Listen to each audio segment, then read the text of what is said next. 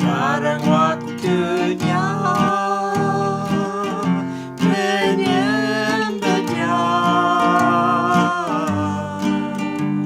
di dalam roh dan kebenarannya. Sekarang waktunya menyembah Dia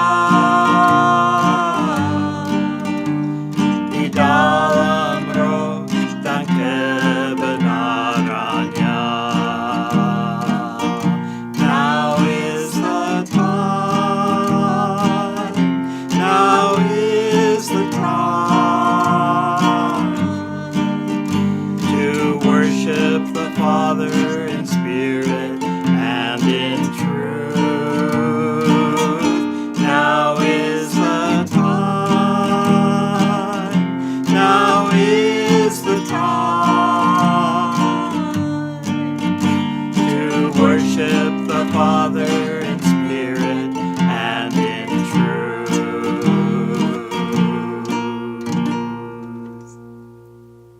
Hello, I'm Pastor Dave, and today I want to talk to you about getting close to God.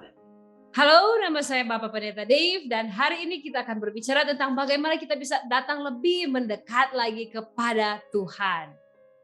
If we want to serve God, we've got to be able to hear His voice. Saudaraku, jika kita rindu melayani Tuhan, kita harus mampu mendengarkan suara Tuhan. We have to know who He is, and He has to know us. Kita harus mengetahui siapa Tuhan itu yang sesungguhnya dan Tuhan juga harus mengetahui siapa kita. We need to know what's in the heart of our Lord and Savior. Kita perlu mengetahui apa isi hati Tuhan yang ada juru selamat kita. And we need to know His will for our lives. Dan kita perlu tahu betul apa kehendak Tuhan dalam kehidupan kita. And Jesus understood this, and He made a way for us to come to Him. Dan Yesus paham betul hal ini, sehingga Yesus membuatkan jalan bagi kita supaya kita bisa datang kepadanya. The Bible says we have a great high priest that knows the way to God. Di dalam Alkitab dikatakan bahwa kita mempunyai seorang imam besar agung yang tahu betul jalan untuk menuju kepada Bapa. Our main purpose on this earth is to worship Him. Tujuan utama kita di dunia ini adalah untuk menyembah Dia, Tuhan kita. And to know Him and to love Him. Dan untuk mengenal Tuhan kita dan untuk mengasihi Tuhan kita. So we need to learn how to come into His presence so that He is able to speak to us and we can understand Him. Kita perlu belajar bagaimana kita bisa masuk ke dalam hadirat Tuhan supaya kita bisa boleh mengenal dan memahami siapa Tuhan. So there is a way to come into the presence of the Lord. Jadi ada jalan bagi kita untuk kita bisa datang dan masuk kepada hadirat Tuhan. We know that in the Old Testament of the Bible, the high priest could only enter the Holy of Holies once a year. Nah, di dalam perjanjian lama untuk seorang imam besar bisa memasuki ruang Maha Kudus itu hanya bisa dilakukan satu kali dalam 1 tahun, saudara. So let's read that. It's in Leviticus chapter 16, verses 12 to 14.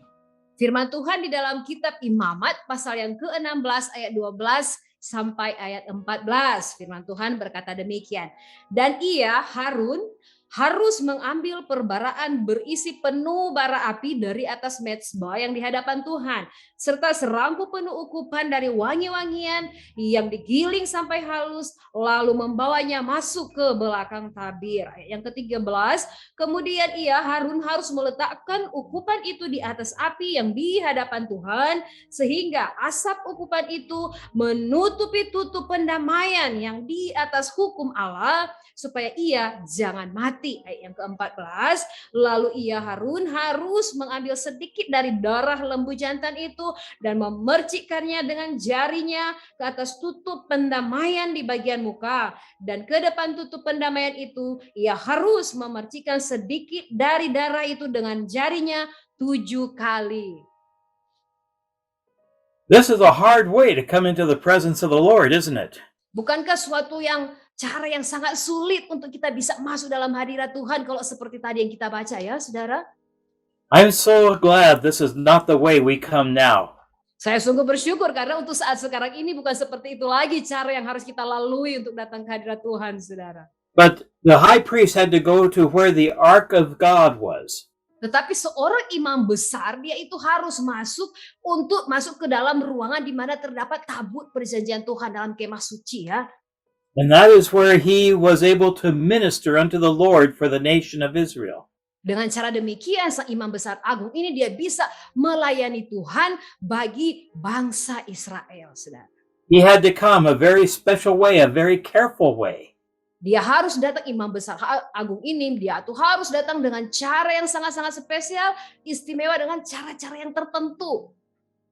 And today we don't have to do all these natural things to come into the presence of God. Dan saat sekarang ini, saudara, kita tidak perlu lagi melakukan hal-hal yang seperti itu untuk bisa datang kepada Tuhan. Do you remember the story of Jesus dying on the cross? Saudara ingatkah, saudara, akan kisah bagaimana Yesus mati bagi kita di kayu salib? In that story is a very special little part. Di dalam kisah itu, di dalam kisah Yesus mati di kayu salib, ada bagian yang sangat-sangat khusus kalau kita perhatikan di situ, saudara. The scripture says when Jesus died, the curtain between the holy place and Holy of Holies was torn apart. Saudara, kalau kita perhatikan baik, Alkitab menuliskan bahwa pada waktu Yesus meninggal, tabir bait suci terbelah dua, yaitu tabir yang memisahkan antara ruang kudus dan ruang maha kudus, saudara. It was torn from the top to the bottom. That's impossible. Tabir atau tirai itu dia terbelah dari atas ke bawah, dan itu sebenarnya tidak mungkin terjadi, mustahil terjadi seperti itu, saudara. But that happened so that we would understand that the presence of God was no longer in the natural tabernacle. Tetapi hal yang mustahil itu harus terjadi supaya apa, saudara? Saudara, kita bisa memahami bahwa hadirat Tuhan itu tidak dibatasi dengan cara-cara yang alami seperti itu, saudara. Now, if that is gone, then we must have to come a different way to God's presence. Nah, jika hal-hal yang lama itu sudah berlalu, sudah selesai, maka kita harus masuk dalam cara yang baru untuk bagaimana kita masuk ke hadirat Tuhan, saudara. Now we don't come through the blood of an animal and incense, but we come through the blood of Jesus Christ. Nah, sekarang kita tidak perlu lagi masuk ke hadirat Tuhan dengan membawa ukupan atau wangi-wangian atau kemenyan atau dupa atau dengan darah binatang, saudara. Tapi kita datang dengan darah Yesus Kristus sendiri. Let's read that in Hebrews chapter 9, verses 11 to 14. Firman Tuhan dalam Ibrani pasal yang ke-9 ayat 11 sampai 14, firman Tuhan berkata demikian. Ayat 11, tetapi Kristus telah datang sebagai imam besar untuk hal-hal yang baik yang akan datang. Ia telah melintasi kemah yang lebih besar dan yang lebih sempurna, yang bukan dibuat oleh tangan manusia. Artinya yang tidak termasuk ciptaan ini.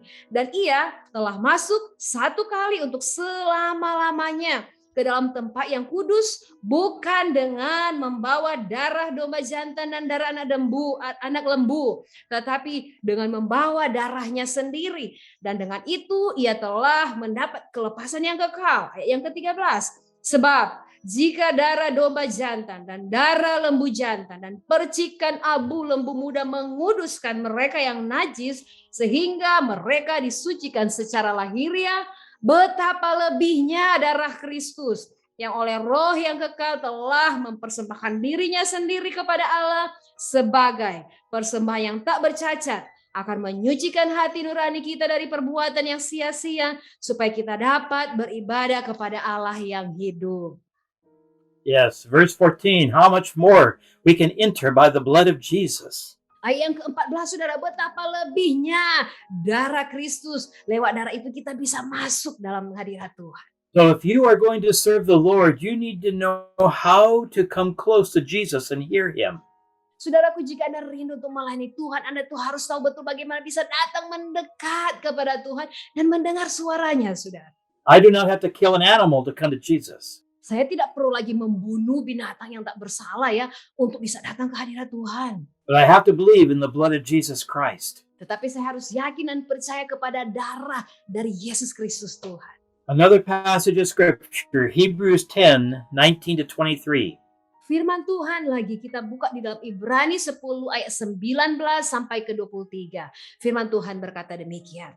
Jadi saudara-saudara, oleh darah Yesus kita sekarang penuh keberanian dapat masuk ke dalam tempat kudus. Karena Ia telah membuka jalan yang baru dan yang hidup bagi kita melalui tabir, yaitu dirinya sendiri. Dan kita mempunyai seorang imam besar sebagai kepala rumah Allah, ayat yang ke-22.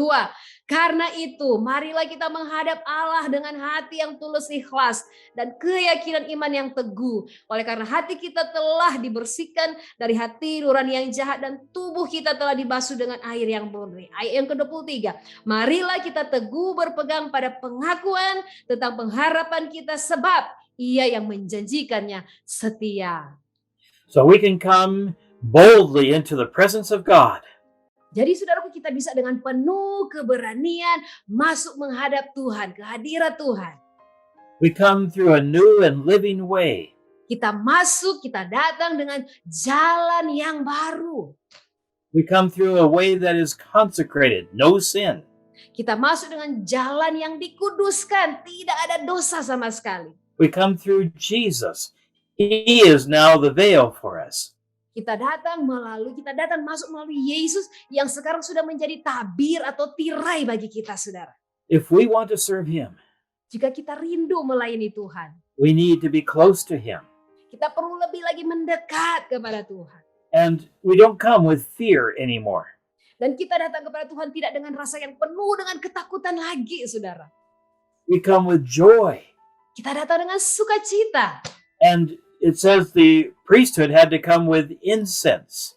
Di situ dikatakan bahwa imam besar mereka itu harus datang dengan membawa ukupan wangi-wangian atau dupa atau kemenyan, saudara. But today, we don't have to come that way. Tetapi sekarang ini, saudara, kita tidak perlu lagi datang dengan cara seperti itu, membawa ukupan atau kemenyan, saudara. Our incense is our worship and our prayers. Ukupan kita, dupa atau kemenyan kita adalah bentuk penyembahan dan doa-doa kita, saudara. And the Bible tells us that when we pray, when we worship, it's like sweet incense, a sweet smell to God. Alkitab menyatakan bahwa di saat kita berdoa dan menyembah Tuhan itu seperti dupa atau ukupan wangi-wangian yang naik ke hadapan Tuhan, saudara. But there is conditions, just like in the Old Testament.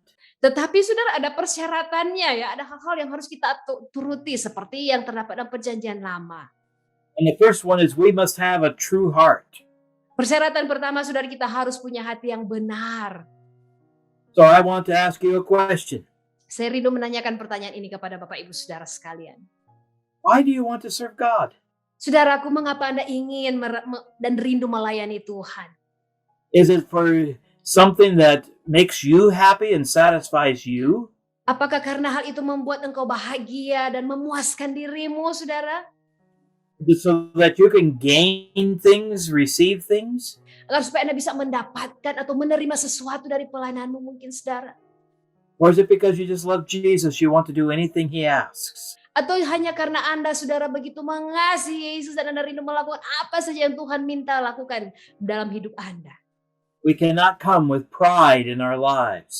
Saudaraku, kita tidak boleh datang. Kita tidak bisa datang kalau kita punya kesombongan dalam hidup kita. We cannot come with sin in our lives. Kita tidak boleh datang dan masuk kepada Tuhan dengan membawa dosa-dosa dalam hidup kita, saudara.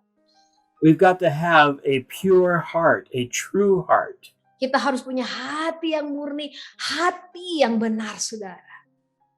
We also must be absolutely convinced that Jesus died for our sins. Dan kita juga harus punya keyakinan penuh yang sungguh, saudara, bahwa Yesus itu sungguh-sungguh telah mati bagi dosa-dosa kita, saudara. It was not very long ago that I faced dying. Tidak beberapa waktu yang lama, saudara, belum berapa lama waktu berlalu saya menghadapi kematian, saya sekarat, saudara. It is a miracle that I'm alive right now. Saudaraku, adalah mujizat kalau saya masih hidup sampai sekarang, saudara. But at that point, when I faced death, I knew I was going to heaven if I died. Tetapi di poin itu pada waktu saya menghadapi maut, saya sekarat, saya yakin penuh bahwa saya akan masuk surga. It's like the Apostle Paul said, I know who I have believed in. Seperti yang disampaikan oleh Rasul Paulus, aku tahu kepada siapa aku percaya. I am saved, I am sanctified, I am cleansed. Aku sudah diselamatkan, aku sudah dikuduskan, aku sudah dibersihkan sepenuhnya. Are you that positive about Jesus? Saudaraku, apakah Anda punya sikap yang positif terhadap Yesus seperti itu, saudara? We need to be ready to go into his presence and his glory. Kita harus selalu siap sedia kapan saja untuk masuk ke dalam hadiratnya, masuk dalam kemuliaan Tuhan. We must also have faith. Saudara, kita juga harus punya iman. We can't please God without faith. Tanpa iman kita tidak dapat menyenangkan Tuhan, saudara. What is faith? Faith is total trust in Jesus. Apa yang dimaksud dengan iman? Iman artinya kita percaya dengan penuh, dengan total ya kepada Yesus. Have you ever seen a man walk on a wire across a great or very high? Saudara, pernahkah Anda melihat seorang, bisa dikatakan aku berhati ya, dia berjalan di seutas tali di tempat yang sangat-sangat tinggi sekali, saudara. And you say, oh, I believe he can go across that wire and he will not fall. Saudara, Anda melihat orang itu dan saudara berkata, oh saya percaya dia pasti akan melewati seutas tali itu, dia bisa sukses sampai ke ujungnya dan dia tidak akan jatuh. And then he says, get on my back and I will carry you. Dan kemudian orang ini berkata kepada saudara, ayo ikut di belakangku, saya akan mendukung kamu, sama-sama kita lewati. About that time, I have some fear. Kalau saya ditanyakan seperti itu, pada waktu itu saya pasti punya rasa takut, saudara. I believe he can do it. Saya percaya orang itu pasti sanggup melakukannya. But do I have faith enough to get on his back and trust him? Tetapi apakah saya punya keyakinan penuh untuk bisa naik ikut ya di belakangnya dia, untuk berjalan bersama-sama dengan dia? Well, that's real faith. Nah, disitulah iman yang sejati diuji, saudara. Jesus wants us to have that faith in him. Tetapi Tuhan mau kita punya iman yang seperti itu ya, iman kita kepada Tuhan seperti itu, saudara. Because without faith, we cannot please God. Karena sekali lagi, saudara, tanpa iman tidak mungkin kita menyenangkan Tuhan. And if we're going to enter his presence, we have to have faith that he will receive us. Saudara, jika kita mau masuk ke dalam hadirat Tuhan, kita harus punya iman bahwa Tuhan akan menerima kita, saudara. And we also have to have our very lives changed from evil. Dan juga kita harus punya kehidupan yang sungguh-sungguh diubahkan. Kita terlepas dari segala bentuk kejahatan. In Genesis chapter 6 and verse 5, di dalam Kejadian pasal yang ke-6 ayat yang ke-5, firman Tuhan berkata demikian. Karena ketika dilihat Tuhan bahwa kejahatan manusia besar di bumi dan bahwa segala kecenderungan hatinya selalu membuahkan kejahatan semata-mata. I hope that's not talking about your heart today. Saudara, saya sangat berharap firman ini tidak berbicara tentang Anda saat ini, saudara. Man is wicked. Manusia itu penuh dengan kejahatan. And we see terrible things around us everywhere today. Dan saat ini sekarang ini kita melihat hal-hal yang sangat mengerikan, yang buruk-buruk terjadi di sekeliling kita, saudara. Are you helping the evil or are you doing good? Saudara, apakah Anda terlibat melakukan yang jahat-jahat, saudara, dalam kejahatan dan kefasikan, atau Anda terlibat melakukan hal-hal yang kebaikan, saudara? The scripture says we must have a change in our mind. Firman Tuhan berkata bahwa kita harus ada perubahan, berubahlah oleh pembaharuan budimu, saudara. And you know where you are by what you are thinking. Dan engkau tahu di mana Anda berada berdasarkan cara pemikiranmu, saudara. Are you thinking about the wonderful things of Jesus? Jika saudara memikirkan hal-hal yang luar biasa tentang Yesus, Or are you worried about all the bad in this world? ataukah saudara penuh dengan kekhawatiran dengan segala hal-hal yang buruk yang terjadi di muka bumi ini, saudara? Oh, we need to be joyful people and serve Jesus with our whole heart. Oh, saudara, kita harus menjadi orang-orang yang penuh dengan sukacita dan melayani Tuhan dengan sepenuh hati kita, saudara. We also must be very clean in our lives. Dan kita juga, hidup kita itu harus sepenuhnya bersih, saudara. In Ephesians 5 and 26, Efesus 5 ayat yang ke-26. Sesudah ia, Yesus, menyucikan jemaatnya dengan memandikannya dengan air dan firman. oh, how much are we in the Word of God? Saudara, seberapa dalamkah kita masuk di dalam firman Tuhan? This Word is like soap to us. Firman Tuhan itu seperti sup dalam hidup kita. Yeah, that's what we wash our hands with and wash our bodies with. Dengan cara itu kita membasuh tangan kita ya seperti air yang membasuh tangan kita, membasuh muka kita. The word cleans us. Karena firman Tuhan sendirilah yang membersihkan kita. So, how do we use the word to do that? Saudara, bagaimana cara kita mempergunakan firman Tuhan untuk membersihkan hidup kita? I see something evil or I hear something. What do I do? Saya melihat sesuatu yang jahat atau yang fasik, atau saya mendengar tentang sesuatu yang jahat. Apa yang harus saya lakukan kalau begitu? I get my mind back in the word. Saya akan membawa hati dan pikiran saya untuk kembali kepada firman Tuhan. It doesn't matter what part of the word, just start saying scripture to yourself. Tidak peduli di bagian perikop mana yang saudara mau ambil. Cukup saudara baca saja pembacaan firman Tuhan yang saudara dapat. And it starts to cleanse our mind. Firman Tuhan itu akan mulai membersihkan pikiran kita, saudara. And then we are ready to meet with Jesus. Dengan demikian kita disiapkan untuk bertemu dengan Tuhan Yesus. We also have to hang on to our salvation and what we believe. Saudara, kita juga harus berpegang penuh kepada keselamatan dan apa yang kita percayai, saudara. It says in Colossians 1:27 that we have Christ in us, the hope of glory. Kolose 1 ayat 27 firman Tuhan berkata, yaitu Kristus ada di tengah-tengah kamu. Kristus yang adalah pengharapan akan kemuliaan, saudara. And when you are laying on the ground and almost dead, it's not time to start calling on Jesus. Saudara, jangan nanti tunggu Anda sudah terbaring di tanah, sudah sekarat hampir mati, baru saat itu saudara mau cari Tuhan, saudara. You know what went through my mind as I laid on the ground? Saudara tahu enggak pikiran apa yang muncul ya di pikiran saya pada waktu saya sudah sekarat terbaring? What I thought was, it's okay. I have nothing to be ashamed of. Apa yang ada dalam pikiran saya adalah tidak apa-apa. Saya tidak ada hal yang membuat saya akan merasa malu. I have Christ in me. It's going to be all right. Karena saya sudah punya Kristus, maka segala sesuatunya akan baik-baik saja. That's a wonderful thing to have in your life when things go bad. Saudara, itulah hal yang sangat-sangat luar biasa yang bisa Anda miliki di saat Anda menghadapi situasi yang semakin buruk dalam kehidupan. And if we are going to serve God, we've got to have the glory of God in our lives. Saudara, jika kita rindu melayani Tuhan, kita harus punya kemuliaan Tuhan dalam hidup kita, saudara. So, Jesus made a way for us to come close to Him. Yesus sudah membuka jalan, memberikan jalan kepada kita supaya kita bisa datang mendekat kepada Dia. We don't have to come with a bowl of blood anymore. Kita tidak perlu lagi datang dengan harus membawa semangkuk darah, saudara. We enter with worship and with prayer. Kita datang masuk dalam hadiratnya dengan penyembahan dan doa-doa yang kita naikkan, saudara. We come through the blood of Jesus. Masuk dengan darah Yesus. And our worship is like incense that rises to God.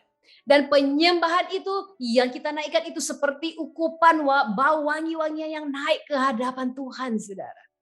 That is when we can hear the voice of Jesus. Nah, di saat itulah kita bisa mendengar suara Yesus. You know, sometimes we go to prayer and we pray for a big list of things. Terkadang kita berdoa, saudara, kita punya banyak sekali daftar-daftar pokok-pokok doa, saudara. And Jesus says, hey, I want to talk to you.